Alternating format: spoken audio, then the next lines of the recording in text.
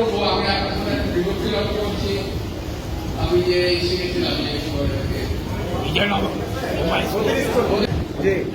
তো এবার বিভক্ত কারণে বুঝলাম না, বিভক্ত না থাকলে নাগাদ পাবো একসঙ্গে করে নাগামতে আমাদের সাহায্যের সাথে নাগাদ করবো। একটি কথা বলে যাই, বারবার বলি, একটা বলি, বাংলাদেশে বিশেষ করে বিএনপির হাতে এই দেশের স্বাধীনতা সার্বভৌমত্ব যেমন, তেমনি আমাদের অন্য নাগরিক যেমন, আমি সংখ্যালঘু কথা বললাম না, এটা আমরা বলি না, অন্য সমাজ, অন্য গোত্র, হিন্দু, মুসলিম, বৌদ্ধ, খ্রিস্টান সকলেই কিন্তু বিএনপির সময় সবসময় নিরাপদ ছিল।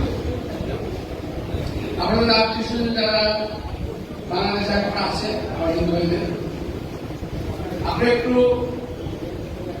হিসাব করে দেখবেন যে আপনাদের আত্মীয় স্বজন যারা ভারত চলে গেছে তারা কখন গেছে, কিভাবে গেছে, একটু হিসাব করে দেখবেন। বিএনপির সময় যদি 1% দিয়ে থাকে, আওয়ামী লীগের সময় 100%। এটা আমি আমার বাস্তবতা থেকে বলছি। আমি এলাকার সন্তান, আমার সাথে কথা বলতে জানি না, কেউ বুঝলেও জানো অনেকে জানবে, আপনার আমাকে আসবে, কথা বলবে, কিন্তু আমার মধ্যে কেউ আসবে না, বলতে পারবে, দাবি করতে পারবে যে আমি এলাকার সন্তান। সেই হিসেবে যাদেরকে চিন্তাম, জানতাম, আমার কিন্তু সব আমার সমাবেশী যারা ছিল তারা সবাই না, অনেকেই না।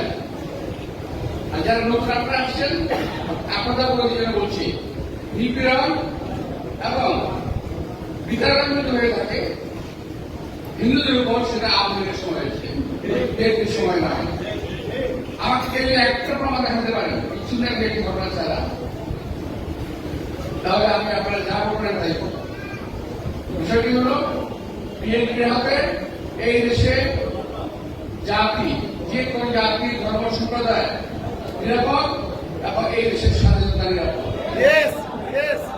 আপনাদের সবাইকে আমার শুভেচ্ছা জানিয়ে সবাইকে শুভেচ্ছা। আল্লাহ হাফেজ।